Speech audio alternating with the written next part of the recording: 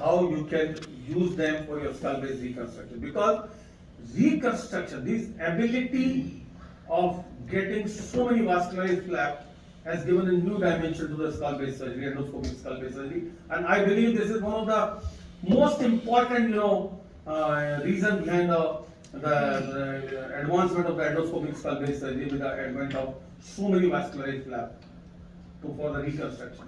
When the earlier endoscopic skull base surgery started, we started dealing with a small defects in the skull base, like very small CSF leak.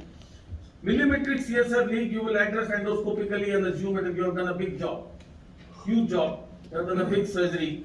The time has changed now, because earlier the issue was the reconstruction. Two Argentinian guys, Haddad and Basagesteli, gave a Nobel gift to the world in 2006 when they described a unique flap based on a vessel, very, very robust flap known as workhorse for the skull base surgery, endoscopic skull base surgery, the Haddad Basagesteli flap, which we are going to show you and you are going to do, is known as a workhorse for skull base surgery, like pectoralis major myocutaneous flap for the head and neck surgery. It is a very robust flap with a huge, good pedicle. And see, so Haddad flap or nasoseptal flap based on the nasoseptal vessel is the key flap, and most of the time, 90% of the reconstruction in endoscopic surgery, skull base surgery, are done with the Haddad flap. So now the times have changed. Even now, as compared to the past, now we create defects in centimeters. Create defect in centimeters by addressing big tumors, addressing big pathologies, and then with the with the technology now available, with the understanding of the Haddad flap is much better now, you can reconstruct all those with a vascularized flap with the primary healing. So now the CSF leak closure is not a big challenge, and after the Haddad's discovery of the nasoseptal flap, not many modifications are done to the nasoseptal flap. We will discuss all those. There are many other flap described in the nasal cavity in case the Haddad flap is not available. Sometimes the Haddad is not available. So there are other flaps in the nasal cavity. So the strength of the Haddad is so easy. We all otolaryngologists are used to doing septoplasty. You can raise the septal flap so easily.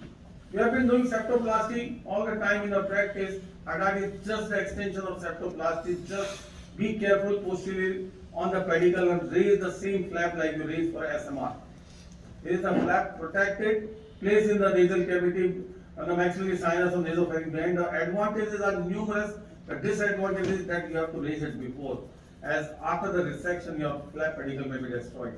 So raise the flap before, plan the dimensions of the flap before, even the resection is not done. Sometimes you may have to extend your dissection, you may create a bigger flap and you may fall short with Haddad. Then you may have to raise to the opposite side, you have taken another flap and so many other options. So Haddad I am not showing here. So this is the nasoseptal vessel on which the Haddad flap is based. This is the nasoseptal vessel. I will see how it armorizes the entire nasal septum and anasmosing with the other vessels in the nasal cavity surrounding. So this is the branch. It's a branch of the sphenopalatine artery running across the face of the sphenoid, and here it armorizes the entire septum of the ipsilateral side with numerous branches, and it joins or has anasmosis with the anterior caudal branches. It has an anasmosis with the superior labial branches. It has an anasmosis with the facial artery branches, anasmosis with the other vessels in the vicinity, and give the entire area a good vascularized flap. That's what the Professor Haddad described in 2006. So the video I am not showing will see and dissection, and there are lots of modifications as I described. See, this is a classical Haddad where this is the nasal septum, entire nasal septum flap can be raised based on this vessel behind. Now, if you need a bigger flap, now the understanding of this anasmosis is much better now. If you need a bigger flap, along with the septum, you can take the entire nasal floor as well. If you need an even much bigger flap, your resection is much bigger, your resection is more than a 5 centimeter repair, defect repair, you can take along with the septum, floor and the inferior terminator lateral wall as well.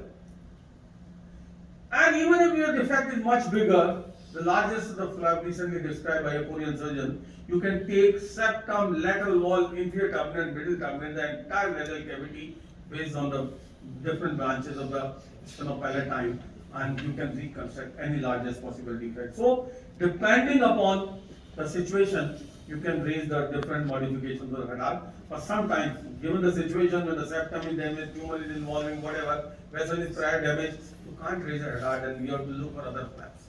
And then you must be, for endoscopic surgeon, you must have all the options in your basket in case the hadar is not available, and then you have many options. We will, during our second part of the demonstration of the cadaver, we'll show you, and you all will be doing all these flaps yourself. If the hadar is not available, if it is available, we'll do all the modifications first. Then if it is not available, we'll show you anterior artery flap. We'll show you how to create a septal perforation and how to close the septal perforation with anterior arteries. That's an important exercise. Then the middle turbinate flap in case required. There's a small flap, not a big one. Then lots of lateral nasal wall flap, anteriorly based, posteriorly based. Anteriorly based on the anterior artery and the facial artery, posteriorly based on the inferior turbinate artery, and nasal floor flap. All these flaps you can do. We will show you. You can do your exercise. You'll have plenty of time, and you can do various combinations. Now the various combinations can be used along with the extracranial flap. There are lots of extracranial flaps available.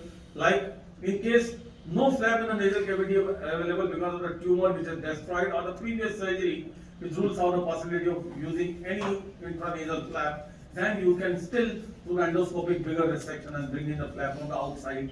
And the most robust from all these is the pericranial. We have our neurosurgeon friend Dr. Pankaj Gupta who is going to show you the pericranial flap quickly.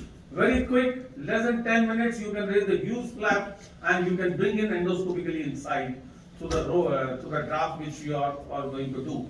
So raise a pericranial inside, bring it inside in case no intranasal flap is available, and it is so robust a flap based on the supratracheal and supraorbital vessels, and you can reconstruct any bigger side effect. This pericranial flap can be taken right down to the foramen magnum. It is so big, so broad, and you can reconstruct any defect. Sometimes you need combination. Suppose you have a huge defect from anterior frontal sinus to the foramen magnum. Your single flap may fall short. The pericranium can secure the anterior part so well around the frontal and everywhere. The dicey part is the end where close to the foramen magnum. What you can do, you can supplement with a flap from inside, that's the nasoseptal flap.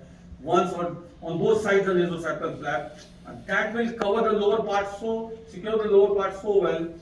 For the nasoseptal flap, the dicey part is the most anterior part where the flap ends, and that's the most secure part for the pericranial. So two flaps from both sides can secure both vascularized flap and opposing each other and can give you wonderful reconstruction. So variety of combinations you can look for. Then the temporoparietal fascia, the huge flap, you can bring in tunnel inside through the infratemporal fossa and reconstruct. We have done couple of times. This is like very robust flap based on the superficial temporal artery and facial artery flap on the oral cavity. It has a lot of implications with giving raw areas in the oral cavity. So we generally don't do, but yes, in the one of the options, palatal flap is very good. You can try out like palatoplasty. You have seen plastic surgeons raise the entire palatal flap.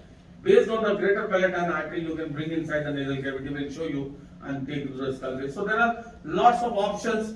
People are exploring more and more options. Newer flap, random flap. Random flap is a principle. 1/2, 1:2 principle.